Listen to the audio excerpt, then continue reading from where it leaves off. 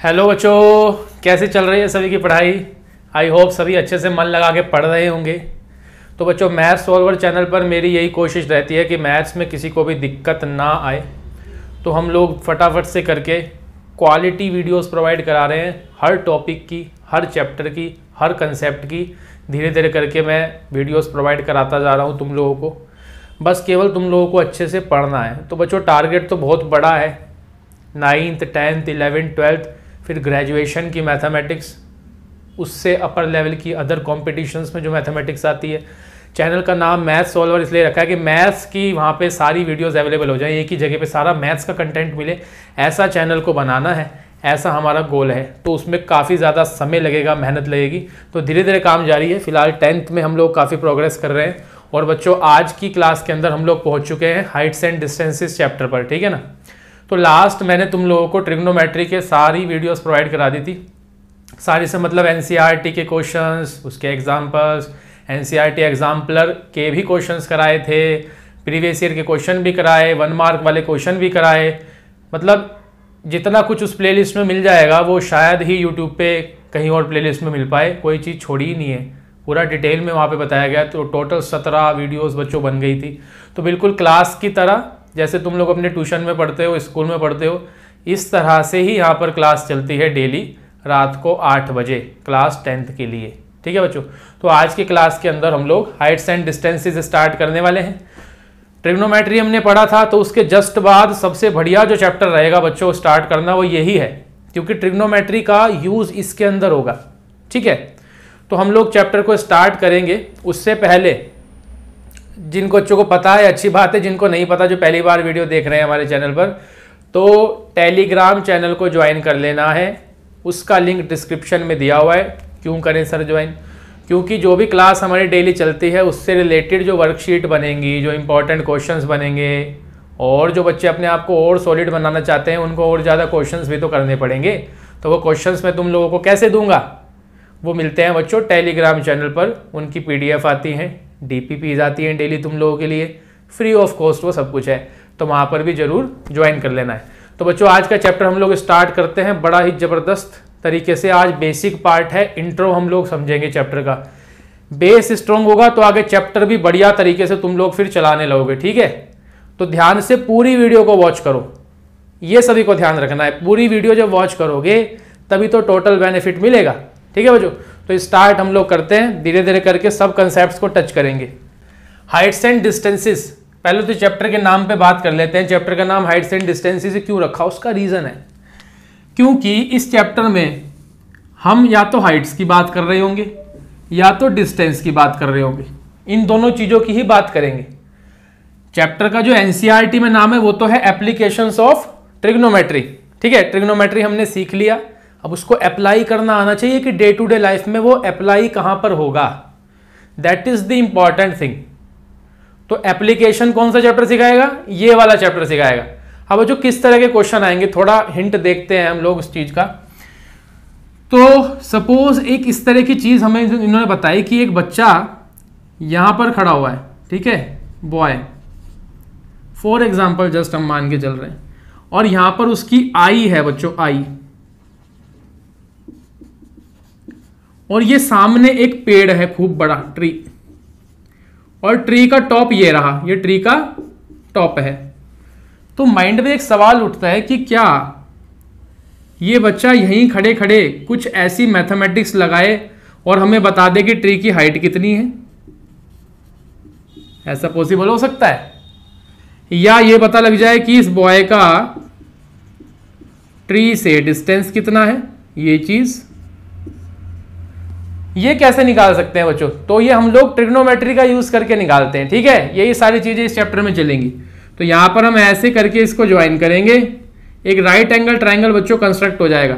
अब right angle triangle जब हमें मिलेगा तो पाइथागोरस वगैरह नहीं लगेगी यहाँ पर, बल्कि ट्रिग्नोमेट्री का यूज करेंगे। कैसे करेंगे अभी आगे चैप्टर में सीखेंगे। इसी तरह की एक सिचुएशन और देखते हैं। सपोज एक काइट यहां पर उड़ रही है, काइट के पॉइंट पर, और यहां से ये ग्राउंड हो गया हमारा, और ग्राउंड पर यहाँ पर हमने स्ट्रिंग को टाई कर दिया।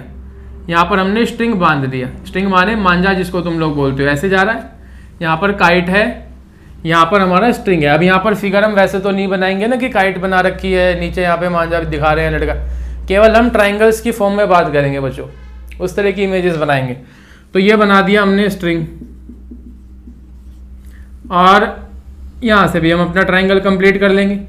अब कोई हमारे से पूछे बताओ भाई इस स्ट्रिंग की लेंथ कितनी है, बिल्कुल बता सकते हैं ट्रिग्नोमेट्री का यूज करके। कोई हमारे से पूछे काइट ग्राउंड से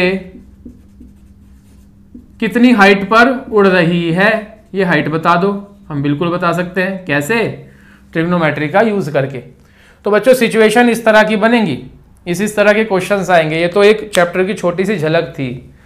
अब ये काम हमें करना कैसे है, ये इतना बड़ा जो डिस्टेंस निकालने हैं, हाइट निकालनी है, इसलिए चैप्टर का नाम ही हाइट्स एंड डिस्टेंसेस पड़ गया। ये काम होगा कैसे, वो अब हम सीखना शुरू करते हैं। ठीक है, तो अब कंसेप्ट शुरू हो रहे हैं। अब इंपॉर्टेंट चीज आ रही है, आलसी बच्चा बिल्कुल भी नहीं बनना है, एक एक चीज को नोट करते रहना है, पेंसिल और रजिस्टर लेकर के बैठ जाओ। ठीक है, चलो देखते हैं अब आगे। अब पूरे कंसेप्ट की बात होगी। ये क्लियर हो गया ना, अगर जो अब बताएंगे तो सारा ही चैप्टर क्लियर हो जाएगा। इतनी इंपॉर्टेंट चीज है, ध्यान देना इस बात पर सभी को। देखो भाई, मैं ऐसा करता हूं, यहां पर माना मैंने अपना ऑब्जेक्ट,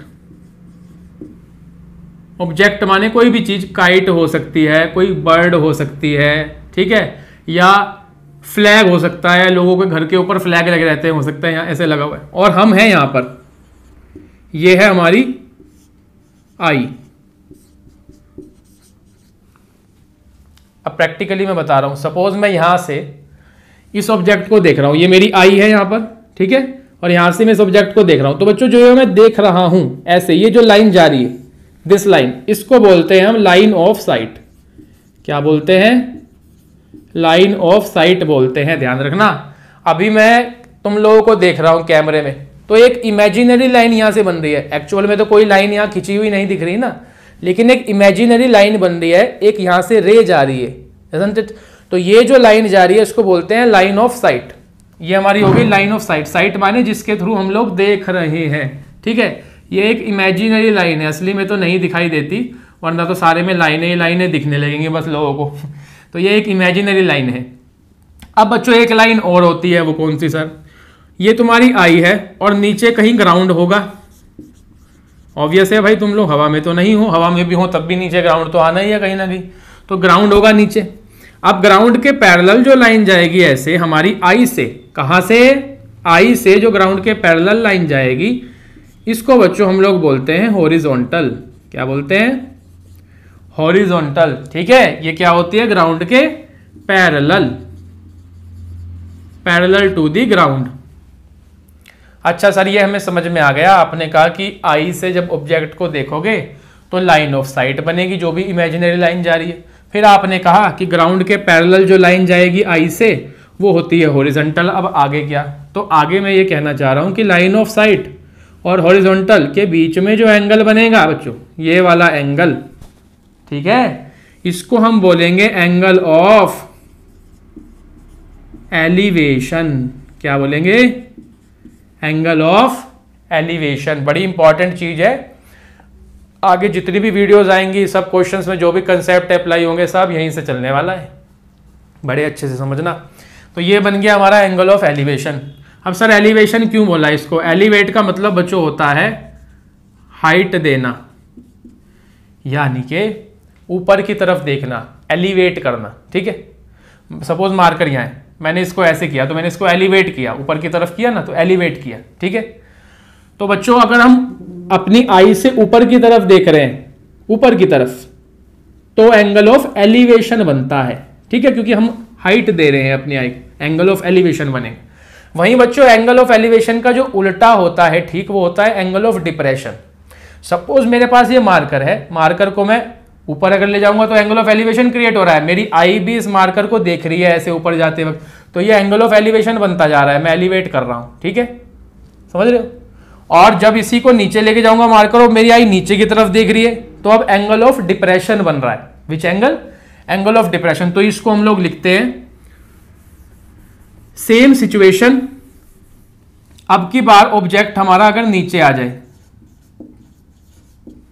अब मैं आई से यहां देख रहा हूं, अब हम इस ऑब्जेक्ट को यहां देख, नीचे की तरफ, अभी भी बच्चों मैं यहां से वहां देख रहा हूं, तो ये क्या आएगी, लाइन ऑफ साइट आएगी, क्योंकि इसके थ्रू ही तो मैं देख रहा हूं, isn't it? और बच्चों जो पैरेलल होगी ग्राउंड के वो होगी हॉरिजॉन्टल, और हॉरिजॉन्टल और लाइन ऑफ साइट के बीच में ही हमेशा एंगल बनेगा, इसमें कोई भी संदेह नहीं है, ये हमेशा ध्यान रखना है। एंगल हमेशा किनके बीच में बनता है, एंगल हमेशा बनेगा लाइन ऑफ साइट और हॉरिजॉन्टल के बीच में। नोट कर लेना, आगे फिगर बनाने में कंसेप्ट अगर बढ़िया करना है बस यही चीज काम में आएगी। अब बच्चों दोनों एंगल में फर्क क्या है, इसको हम फाई मान लेते हैं, phi, this is phi, this is theta, मान लिया हमने कुछ सिंपल चीज। अगर मैं ऊपर की तरफ देखूंगा तो एलिवेट कर रहा हूं तो एंगल ऑफ एलिवेशन, और नीचे की तरफ देखूंगा तो this is angle of depression. ठीक है बच्चों, आई होप बात क्लियर हो गई होगी यहां तक। देखो ये हो गई अपनी आई, जहां से हम ऑब्जेक्ट को देखेंगे। ऑब्जेक्ट हम मान लेते हैं यहां, ये ऑब्जेक्ट जो चल रहा है इससे घबराओ मत। ऑब्जेक्ट का मतलब अब मैं यहां से सपोज देख रहा हूं ऊपर की तरफ, तो ऊपर हो सकता है कोई चिड़िया उड़ रही हो, ठीक है, तो वो ऑब्जेक्ट हो जाएगा। ऊपर कोई पतंग उड़ रही है तो पतंग ऑब्जेक्ट हो जाएगी। एरोप्लेन जा रहा है तो वो ऑब्जेक्ट हो जाएगा, ठीक है। कोई फ्लैग लगा हुआ है वो ऑब्जेक्ट हो जाएगा। तो काइट, फ्लैग, एरोप्लेन और बर्ड एक्सेप्ट्रा, ये सब कोई भी ऑब्जेक्ट यानी जिसको हम देख रहे हैं। तो बच्चों आई और ऑब्जेक्ट, तो ये जो इमेजिनरी लाइन बनी हमने अभी भी डिस्कस किया, इसको बोलते हैं लाइन ऑफ साइट। फिर ग्राउंड रहेगा कहीं ना कहीं, जमीन तो होगी, ग्राउंड के पैरेलल जो लाइन जाएगी आई से ही जानी चाहिए बच्चों, वो कहलाएगी हॉरिजॉन्टल। और हॉरिजॉन्टल और लाइन ऑफ साइट के बीच में जो एंगल बनता है वो या तो होता है एंगल ऑफ एलिवेशन या तो होता है एंगल ऑफ डिप्रेशन। ऊपर देखेंगे तो एलिवेशन, नीचे देखेंगे तो डिप्रेशन। तो लेट इट बी थीटा, ये कोई एंगल होगा। अब यहां पर क्या बात बनती है कि सर हम ये एंगल को निकालेंगे कैसे। इसको डे टू डे लाइफ में निकालने का इंजीनियर्स ने, मैथमेटिशियंस ने कोई ना कोई तरीका तो बनाया होगा ना। तो बच्चों बिल्कुल बनाया है, बड़ी इंटरेस्टिंग चीज़ आ रही है। मैं एक चीज़ तुम लोगों को दिखाता हूँ, देखो दिस इज कॉल्ड क्लिनोमीटर। ये क्लिनोमीटर है, ये मेरी एक स्टूडेंट ने बनाया है, तान्या गांधी उसका नाम है, वीडियो को अगर देख रही हो तो बच्चों ये इससे हम क्या करते हैं, एंगल मेजर करते हैं। मैं मेजर करके दिखाता हूँ कैसे होगा। इसको तुम लोग अपने घर पे भी इजीली बना सकते हो। देखो इसको बनाने का क्या तरीका है। ये एक कार्डबोर्ड का होलो है, यहां से हम आर पार देख सकते हैं, ठीक है। देखो देख पा रहे होंगे, आर पार इसके थ्रू हम लोग देख सकते हैं, ठीक है। और नीचे यहां पर लगा हुआ है डी, प्रोटेक्टर जिसको बोलते हैं, नॉर्मल डी है ये। फिर ये एक इरेजर है यहाँ पर, जो एक स्ट्रिंग से हम लोगों ने बांध दी है। इसका यूज कैसे होगा, अब मुझे एंगल मेजर करना है, बड़ी इंटरेस्टिंग चीज है। तो मैं ऐसे किसी ऑब्जेक्ट को अगर देख रहा हूं तो यहां से देखेंगे ना, मैं इसमें से देख रहा हूं तो मुझे दिखाई देगा ऑब्जेक्ट। सपोज ये मार्कर की टिप को मैं देख रहा हूं तो यहां से मुझे मार्कर की टिप दिखाई दे रही है, और यहां पर एक एंगल क्रिएट हो रहा है, isn't it? क्योंकि इमेजिनरी एक ट्राइंगल यहां पे बच्चों बन रहा है और एक एंगल यहां पे क्रिएट हो रहा है। एंगल कितना है वो मुझे डी में देखने पर पता लगेगा। अब मैं इसको यहां रखता हूं, ये मैंने यहां पर रख दिया, तो आई से यहां से हम वहां देख रहे हैं उस ऑब्जेक्ट को, ये एंगल बन रहा है कि नहीं बच्चों, देखो फील करो चीज को, प्रैक्टिकल अप्रोच बिल्कुल। तो यहां पर ये एक इमेजिनरी ट्राइंगल कंस्ट्रक्ट हो गया, right angle triangle, isn't it? This angle is of 90 degree. ये आई लाइन ऑफ साइट और ये हॉरिजॉन्टल, बीच में ये एंगल बना हुआ है, this angle, this angle, this angle, ये कितना है, थीटा है। और एक बच्चों एंगल यहां पर भी आएगा, तीन ही तो एंगल होते हैं ट्राइंगल के अंदर। अब मैं तुम्हारे से कह रहा हूं मुझे बताओ ये कितना होगा, कैसे निकालेंगे, बड़ा आसान तरीका है भाई। देखो ये यहां मुझे दिखाई दे रहा है, ये जो स्ट्रिंग है ना, स्ट्रिंग ये दिखाई दे रही है 60 डिग्री पे आ रही है बच्चों, 60 डिग्री पर। इसका मतलब ये एंगल 60 डिग्री होगा, बिल्कुल भी नहीं, ऐसी गलती मत करना। ये जो ट्राइंगल है एक्चुअल में, ये जो इरेजर है, जो लाइन आ रही है ना, ये इस तरह से आ रही है यहाँ, ठीक है, ये आ रही है, इस चीज़ को फील करना, बड़ी इंपॉर्टेंट पॉइंट टच कर रहा हूँ, ये जिसके समझ में आ गया उसके कंसेप्ट के लिए। ये मैंने यहाँ पर ऐसे रखा हुआ है, और ये जो स्ट्रिंग है, जो रस्सी दिख रही है तुम्हें, इसी को मैंने लाइन मान के ये बना ली लाइन यहाँ पर, ठीक है बच्चों। और यहाँ देखो ज़रा, ये लाइन और ये चीज़, ये जो हमारा कार्डबोर्ड है, इसके बीच में ये एंगल बन रहा है पूरा, ये एंगल, ये कितने डिग्री का बन रहा है? मैंने तुम्हें बताया कि यहाँ पे 60 डिग्री दिख रहा है मेरे को। तो ये एंगल जो है बच्चों, ये बन रहा है 60 डिग्री का। This angle is of 60 degree, not this angle, ये एंगल नहीं, ये वाला एंगल बच्चों, ये एंगल अभी निकलेगा आगे। अच्छा सर, इतना क्लियर हो गया। अब देखो जरा, ये जो लाइन है और ये जो लाइन है, ये दोनों आपस में पैरेलल है, इजंट इट? दोनों पैरेलल है आपस में। यहाँ पर भी 90 है क्योंकि यहाँ पर भी 90 है, कॉरस्पॉन्डिंग एंगल्स इक्वल है, इसका मतलब लाइंस पैरेलल है।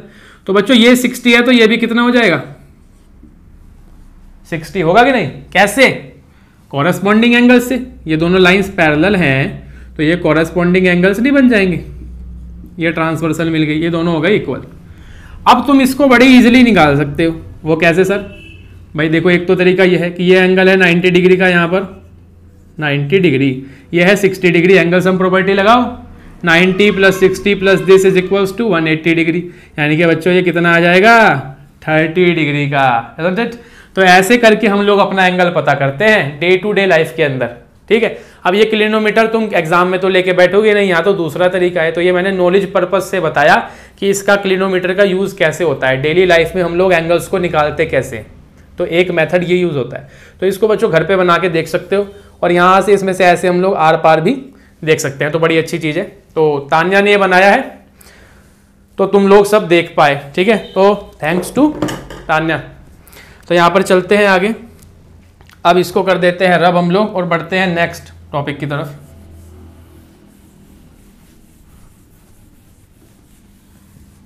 अब बच्चों नेक्स्ट जो इंपॉर्टेंट चीज़ आती है, सबसे पहले हमने सीखा कि लाइन ऑफ साइट क्या होती है, हॉरिजॉन्टल कैसे बनाएंगे, angle of elevation, angle of depression के बारे में।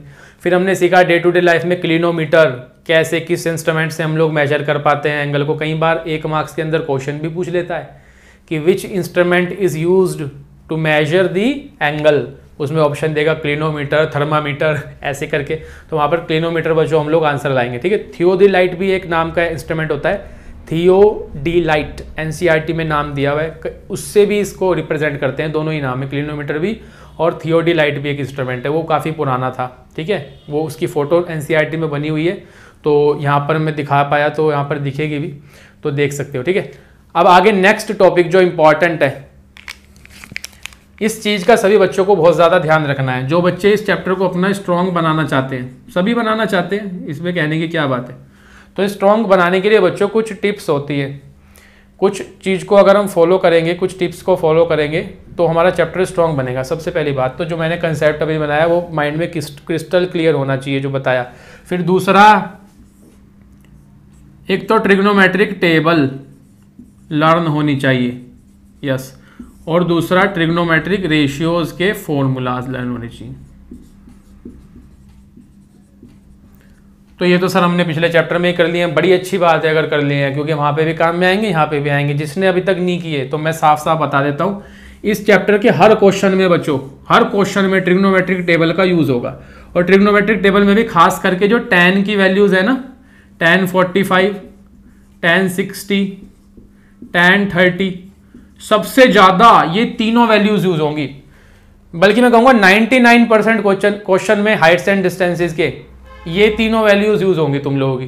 तो इन तीनों को तो बिल्कुल पक्का कर लेना इस चैप्टर के लिए, ठीक है। और कुछ क्वेश्चंस के अंदर साइन और कॉस की वैल्यूज भी काम में आती हैं, तो हमें पूरी टेबल ही लर्न कर लेनी चाहिए बच्चों। फिर उसके बाद ट्रिग्नोमेट्रिक रेशियोज, हर क्वेश्चन के अंदर कोई ऐसा क्वेश्चन नहीं है इस चैप्टर का जिसमें ट्रिग्नोमेट्रिक रेशियोज वाले फॉर्मूले यूज ना हो। मैंने सिखाया था ट्रिग्नोमेट्री के अंदर, पंडित बद्री प्रसाद, हर भोले, और सोना यानी साइन, चांदी यानी कोस, फिर तोले यानी टैन, ठीक है कि नहीं, सबको याद है। तो साइन थीटा का फॉर्मूला होता है P/H, कॉस थीटा B/H यानी बेस अपॉन हाइपोटेन्यूज, ऐसे tan theta perpendicular upon base. और ये है बच्चों हमारा कॉसेक थीटा, कॉस का रिवर्स यहाँ पे सेक थीटा, और टैन का रिवर्स यहाँ पे कॉट थीटा। तो ये वाली जो ट्रिक है, ये वाले जो फॉर्मूले हैं, ये बिल्कुल पक्के होने चाहिए, इस चैप्टर के हर क्वेश्चन में काम में आएंगे। ठीक है, तो इनको सभी याद कर लेना, तभी चैप्टर स्ट्रांग बनेगा। चलो बच्चों, अब हम लोग एक क्वेश्चन लेते हैं पेज नंबर 198 पर। एनसीईआरटी में ये है एग्जाम्पल नंबर 1। बेसिक सा क्वेश्चन है, पहले बेसिक से स्टार्ट करेंगे, फिर अपर लेवल के क्वेश्चन तक जाएंगे। और तुम लोगों को पता ही है कि मेरा पढ़ाने का क्या तरीका है, स्टार्टिंग में धीरे धीरे बिल्कुल बेसिक से शुरू होगा ताकि बेस स्ट्रांग बने, और लास्ट में अपर लेवल तक बिल्कुल जाएंगे, प्रीवियस ईयर के सारे क्वेश्चन कवर करेंगे, और स्टैंडर्ड लेवल के जो जबरदस्त क्वेश्चन है हाइट्स एंड डिस्टेंसेस के, वो भी वीडियोस के अंदर आएंगे। ठीक है, तो बेफिक्र रहना है। तो फिलहाल हम फर्स्ट क्वेश्चन देखते हैं सबसे पहले। तो बच्चों, कोई भी चीज मुश्किल नहीं है, आजकल तो सब कुछ आसान हो चुका है, सब कुछ फ्री ऑफ कॉस्ट मिल रहा है हमारे चैनल पर। टेलीग्राम पे तुम लोगों को वीडियोस के लिंक मिल जाते हैं, और डीपीपीज डेली वर्कशीट मिल जाती हैं, बेस्ट वर्कशीट्स हैं, वो खुद मैंने कंपाइल की हुई हैं सिलेक्टेड क्वेश्चंस की, उनको डेली जरूर प्रैक्टिस किया करो। ठीक है, और क्लास की तरह बिल्कुल यहाँ पर हम लोग पढ़ते हैं, सब फ्री ऑफ कॉस्ट है। चलो खैर आओ, example number 1, a tower stands vertically on the ground. Question को बड़े अच्छे से पढ़ना जरूरी है क्रैक करने के लिए। अ tower stands vertically on the ground, तो ये टावर हमने बनाया भाई, ये ग्राउंड। फिगर देखना कैसे बना रहा हूं मैं। एक बात मेरी और याद रखना, इस चैप्टर में जिसकी फिगर सही बनी, फिगर राइट, तो 100% चांस हो जाएंगे, समझ लो कि उसका पूरा सॉल्यूशन भी सही ही जाएगा। फिगर बड़ी इंपॉर्टेंट चीज है। जिस बच्चे को फिगर ही बनानी नहीं आई ना इस चैप्टर में, तो बस समझ लो उसका तो कुछ नहीं होगा। तो फिगर को ध्यान से बनाओ, और फिगर को बनाने का क्या तरीका है, सर टिप भी तो पता होनी चाहिए कोई। तो फिगर को बनाने का तरीका देखो ये है, इस वर्ड को याद रखना, प्रैक्टिकली। प्रैक्टिकली सोचना है, ठीक है, थिंक प्रैक्टिकली, यानी तुम लोग इसको एक्चुअल में सोचो कि एक टावर है, अपने माइंड में इमेज क्रिएट करो कि एक टावर है, हाँ भाई ठीक है, ये हमने टावर बना लिया, एक ये भी हो सकता है, एक ग्राउंड हो गया, BC हमारा ये बन गया। फिर क्या कहा इसने, from a point on the ground which is 15 metre away from the foot of the tower. Tower का फुट कहाँ है, अगर ये टावर है तो भाई यही तो इसका फुट होगा, B पॉइंट पर ये इसका फुट होगा। अब इसके फुट से 15 मीटर की दूरी पर एक पॉइंट है, ये मान लिया पॉइंट C। कितने मीटर की दूरी पर है ये, 15 मीटर के डिस्टेंस पर है फुट से, यानी ये 15 मीटर है, simple. The angle of elevation of the top of the tower is found to be 60 degree. अब इस पॉइंट से जब तुम टावर के टॉप को देखोगे बच्चों, ये टॉप है टावर का, isn't it? इस पॉइंट से देख रहे हैं, यानी कि आई यहां पर है, मैंने वीडियो के स्टार्टिंग में बताया ना, बस ये कंसेप्ट देखो, हर जगह काम में आएगा। आई यहां पर है और तुम टावर के टॉप को देख रहे हो, तो तुम जब टॉप को देख रहे हो तुम्हें ऊपर की तरफ फेस को उठाना पड़ेगा, यानी एलिवेट करना पड़ रहा है, तो ये एंगल ऑफ एलिवेशन बन रहा है बच्चों। और ये इन्होंने हमें बता दिया है कि 60 डिग्री का बन रहा है, ये एंगल दिया हुआ है पहले से। अब क्या करवाना चाह रहा है, find the height of the tower. चाह रहा है कि हम इसके लिए ये टावर की हाइट निकाल दें। तो हमारे सामने क्वेश्चन क्या है, हाइट ऑफ द टावर, ये हमें निकालनी, ठीक है। ध्यान से पेशेंस के साथ समझते रहो, धीरे धीरे फिर हम स्पीड बढ़ाएंगे, अभी स्टार्टिंग है। पेपर में लिखना कैसे है वो भी सुनो ध्यान से, ये चीज होगी प्रैक्टिकली थिंक, ये ध्यान रखना है सभी को। पेपर में लिखना कैसे है, बिल्कुल इसी तरीके से। सबसे पहले फिगर बनेगी, फिगर में सारी चीजें हम मेंशन करेंगे, नेमिंग करेंगे ABC, ठीक है। जहाँ जो चीज़ है 15 मीटर लिखेंगे, ग्राउंड कहाँ है, टावर कहाँ है, सब चीज़ें लिखेंगे। आई बनाना चाहें तो बना सकते हैं, ये बनाना कोई कंपलसरी नहीं है, लेकिन आई हम दिखाएंगे अगर, तो एग्जामिनर पे अच्छा इंप्रेशन जाता है, उसको दिखता है कि हाँ भाई कंसेप्ट बच्चे का बिल्कुल क्लियर है। फिर बच्चों ऐसे जो चीज़ हमें निकालनी है वो हम सबसे पहले लिखेंगे, हमें हाइट ऑफ द टावर निकालनी है, लिख दिया। अब आगे की बात, नेक्स्ट इंपॉर्टेंट थिंग, अब सभी ध्यान देना बिल्कुल, जिसका इधर उधर ध्यान हो गया, ये चीज जो समझ गया उसका क्वेश्चन क्लियर। देखो क्या हमें निकालनी है, हाइट, ध्यान दो, एंगल हमारे पास है 60 डिग्री का, हाइट निकालनी है, और क्या चीज है हमारे पास, ये है 15। अब बच्चों अगर मैं इस ट्रायंगल को ध्यान से ऑब्जर्व करूं, यहां पर 90 डिग्री है, ठीक है। 90 के ठीक सामने हमेशा हाइपोटेन्यूज रहती है, यानी ये मेरी हाइपोटेन्यूज है, isn't it? ये मेरा बेस है, नो डाउट। अब बच्चों ये हाइपोटेन्यूज है, ये बेस है, तो ये क्या है, ये परपेंडिकुलर है भाई, isn't it? This is hypotenuse, this is base and this is perpendicular. ये डिसाइड कर लेना है सबसे पहले। अब देखो, अब तुम्हें ये चीज निकालनी है, ये क्या है एक्चुअल में, ये बच्चों परपेंडिकुलर है, ध्यान दो, ये परपेंडिकुलर है, ये तुम्हें निकालना है। और तुम्हारे पास है क्या, तुम्हारे पास बेस है, बेस तुम्हारे पास है। तो तुम्हें बस केवल इतना ही सोचना है कि ऐसा कौन सा रेशियो है, ऐसा कौन सा ट्रिग्नोमेट्री का फॉर्मूला है जिसके अंदर बेस आता हो, क्योंकि बेस हमारे पास है ना यहाँ इस क्वेश्चन में, तो बेस आता हो। और परपेंडिकुलर निकालना है जिसके अंदर परपेंडिकुलर भी आता हो। ऐसा फॉर्मूला फटाफट से रिकॉग्नाइज करो, इसलिए मैंने कहा था, अभी बताया कि फॉर्मूले याद होने चाहिए, यूज आएंगे, हर क्वेश्चन के अंदर यूज होंगे। ऐसा कौन सा रेशियो है जिसके अंदर बेस आता है और परपेंडिकुलर आता है? चेक करो बच्चों, tan थीटा होता है, tan थीटा होता है, tan theta is equals to perpendicular upon base होता है, isn't it? तो using tan theta is equals to perpendicular upon base, ऐसे हम लोग लिखेंगे। और जिस ट्राइंगल में काम कर रहे हैं उसका नाम भी हमेशा लिखना है। तो in triangle A B C, in triangle A B C using tan theta, tan theta is equal to perpendicular upon base. ये चीज सोचनी पड़ेगी, ये मैंने बताया ना, परपेंडिकुलर अपॉन बेस। यही क्यों लगा भाई, साइन लगा देते इसमें, कॉट लगा देते इसके अंदर, कॉट लग सकता है हालांकि, कॉस लगा दो इसके अंदर, तो उनको क्यों नहीं लगा रहे, तुमने tan ही क्यों लगाया? ये जिसको क्लियर हो गई ना बात, उसका 80% चैप्टर तो ऐसे ही क्लियर है। तो बच्चों tan इसलिए लगाया, ध्यान दो फिर से, क्योंकि मेरे को परपेंडिकुलर निकालना है, यहां हाइट निकालनी है, और बेस मेरे पास है पहले से मौजूद, तो हम इसलिए ऐसे ही रेशियो यूज करेंगे जिसमें बेस और परपेंडिकुलर आता हो। तो बच्चों tan में आता है। अब तुम कहोगे सर कॉट में भी तो आता है, cot theta base upon perpendicular होता है, तो बिल्कुल कॉट थीटा भी यहां पे यूज कर सकते हो, कोई दिक्कत नहीं है। तो हमने tan यूज किया, tan theta is equal to perpendicular कौन है बच्चों यहाँ, ए बी, isn't it? तो ए बी, बेस कौन है यहाँ पर, बी सी, तो बी सी, ये हमने रख दिया। अब वैल्यू रखो, tan थीटा कितना है 60 डिग्री, थीटा की जगह 60, ए बी कितना है h, यही तो निकालना है, यही टारगेट है मेन, इसी को ही फंसाना है। बी सी कितना है 15, तो यहाँ पर हम रखेंगे 15। अब देखो मैंने बताई थी ना टिप अभी कि तुम्हें वैल्यू भी याद करनी पड़ेगी, टेबल याद करनी पड़ेगी, काम नहीं चलेगा, अटक जाओगे यहाँ आके अगर याद ना हुई। अब tan 60 की वैल्यू जिसको नहीं पता तो वो यहाँ पे अटकेगा। tan 60 क्या होता है, √3 रखेंगे यहाँ, h अपॉन 15। तो बच्चों h कितना आ रहा है निकल के, therefore h is equals to 15√3, isn't it? 15√3। और यूनिट जरूर लगाना, हाफ मार्क्स यूनिट का होता है। मैंने बहुत बच्चों को देखा है यूनिट लगानी भूल जाते हैं, आधे आधे मार्क्स कट करवा लेते हैं अपने 5-6 क्वेश्चनों में, और ऐसे ही 3-4 मार्क्स उनके साफ हो जाते हैं।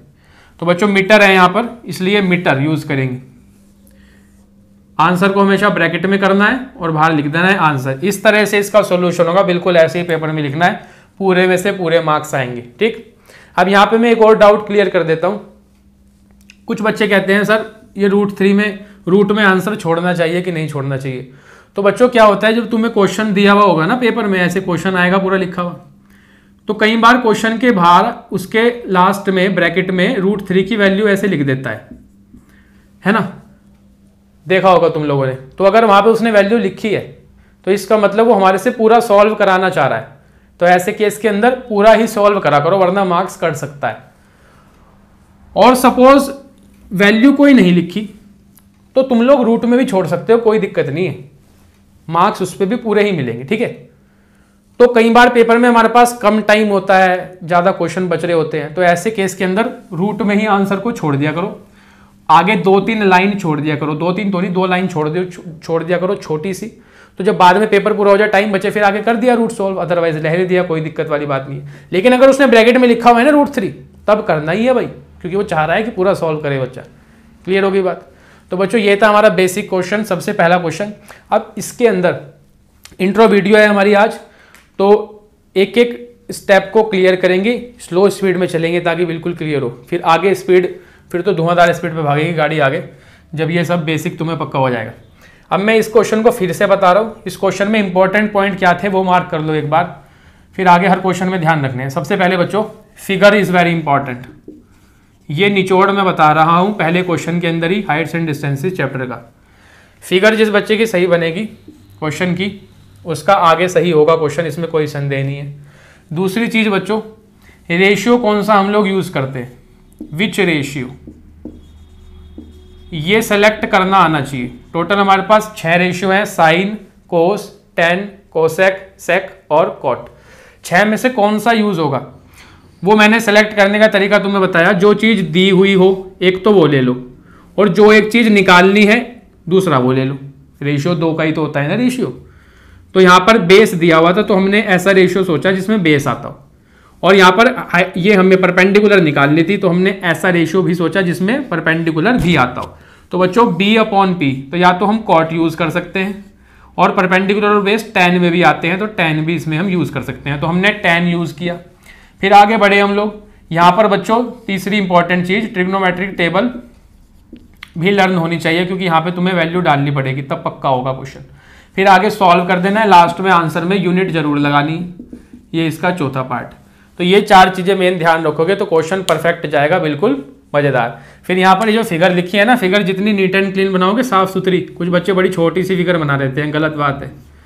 जितनी उसका साइज, कुछ बच्चे बहुत बड़ी बना देते हैं फिगर, तो ऐसा नहीं करना है। नॉर्मल एवरेज साइज की फिगर वहाँ बनानी है, उससे अच्छा इंप्रेशन जाता है एग्जामिनर पर। आई होप ये सारी बातें क्लियर हो गई होंगी। एक ही क्वेश्चन के अंदर हमने सारी चीज़ें डिस्कस कर ली। तो बढ़ते हैं नेक्स्ट क्वेश्चन की तरफ। पेज नंबर 203 पर एनसीईआरटी में एक्सरसाइज का पहला question. A circus artist is climbing a 20 metre long rope. ठीक है, अब रोप जो है, रस्सी जो है वो ऐसे तो नहीं रहेगी ना सीधी, वो इस तरह से रहेगी। ये हो गई हमारी रोप। अब सर्कस आर्टिस्ट जो है इस पे चढ़ने की कोशिश कर रहा है, यहाँ से वो चलेगा, इस पे चलना चाह रहा है। अब ये 20 मीटर लॉन्ग रोप है, इसने बता दिया, लिख लेंगे 20, which is tightly stretched and tied from the top of a vertical pole to the ground. इधर एक पोल है,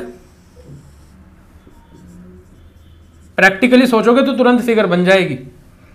और बच्चों ग्राउंड तो यहाँ अपनी जगह पर रहेगा ही, ये ग्राउंड हो गया। ठीक है, तो रस्सी ऐसे बंधी हुई, तो ट्राइंगल कंप्लीट हो गया। Let this be point A, this be B and this be C. यहाँ पर 90 मिल जाता है, ये पोल हो गया, ग्राउंड हो गया। 20 मीटर लंबी हमारी रस्सी हो गई, ये रोप है। Find the height of the pole, ठीक है, ये निकालनी है हमें। Let it be capital H।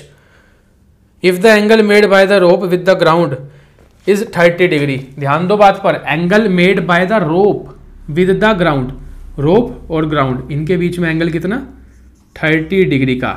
Figure तैयार, क्वेश्चन बन गया। अब बच्चों सबसे पहले हम लोग क्या सोचते हैं कि कौन सा रेशियो अप्लाई करेंगे। ठीक है, तो इन ट्राइंगल ABC यूजिंग कौन सा रेशियो यूज करें भाई। अभी मैंने समझाया तुम लोगों को कि ये देखो तुम्हारे को कौन सी चीज दी हुई है। तो यहां पर 90 के सामने ये हाइपोटेन्यूज है, ये बेस है, ये परपेंडिकुलर है, इजंट इट। देखो यहाँ हाइपोटेन्यूज दी हुई है 20 मीटर, पता है ना, और निकालनी क्या है, परपेंडिकुलर, ये H, यही तो हमें फाइंड करना है। ठीक, तो रेशियो कौन सा सोचेंगे जिसमें H आती हो और जिसमें परपेंडिकुलर आता हो। तो बच्चों ऐसा रेशियो तो होता है sine theta is equal to perpendicular upon hypotenuse. ये फॉर्मूले याद होंगे तो तुरंत रिकॉग्नाइज कर लोगे। साइन थीटा हमने यूज किया, साइन थीटा बच्चों यहाँ दिया हुआ है 30 डिग्री, सो 30 डिग्री। परपेंडिकुलर ये चीज H जो हमें निकालनी है, H अपॉन हाइपोटेन्यूज 20 दी हुई है, अपॉन में 20। साइन 30 ट्रिग्नोमेट्रिक टेबल का यूज होगा, वैल्यू यहाँ पे रखेंगे। साइन 30 होता है 1/2 H अपॉन 20। तो यहाँ से बच्चों सॉल्व करने पे H आ गया 10, यूनिट जरूर लगाएंगे मीटर्स। ये है पोल की हाइट, ये हमारा बच्चों हो गया आंसर। क्लियर हो गई बात। अब इसी क्वेश्चन में एक पार्ट और निकाल लेते हैं अपनी तरफ से, ये बुक में नहीं है। सपोज हमें निकालना है distance of point C from B। Point C का B से कितना डिस्टेंस है, ये चीज ये निकाल सकते हो। सेम प्रोसेस फॉलो करो, ये चीज निकालनी और ये चीज पता है। ठीक है, हाइपोटेन्यूज पता है 20 है, और ये बेस हमें निकालना है। तो ऐसा रेशियो जिसमें हाइपोटेन्यूज आती है और बेस आता हो, कौन सा होता है, कॉस थीटा। चेक करो, कॉस थीटा होता है बच्चों बेस अपॉन हाइपोटेन्यूज, तो ये हम लोग यूज कर लेंगे। अब यहाँ पर एंगल कितना है 30 डिग्री का, तो 30 रखेंगे। बेस कितना है ये तो भाई निकालना है हमें, इसको बेस ही रहने देंगे। हाइपोटेन्यूज कितनी है 20 है, यहाँ पर 20 रख देते हैं। बस बच्चों सॉल्व हो जाएगा। वैल्यू याद होनी चाहिए, cos 30 कितना होता है √3/2 is equals to base upon 20, cancel out हुआ 10, तो बेस कितना आ गया 10√3 मीटर्स, यानी कि बी पॉइंट और सी पॉइंट के बीच का डिस्टेंस 10√3 है। ठीक है बच्चों, तो ये थे हमारे बेसिक क्वेश्चंस। आज की जो क्लास हुई है बड़ी इंपॉर्टेंट है पूरे ट्रिग्नोमेट्री को समझने के लिए। एक बार पूरे को रिवाइज करके अच्छे से समझ लेना। तो बच्चों आज की क्लास के लिए रखते हैं हम लोग इतना ही, इससे आगे बढ़ेंगे नेक्स्ट क्लास के अंदर। तब तक के लिए अपना ध्यान रखो और जम के पढ़ते रहो।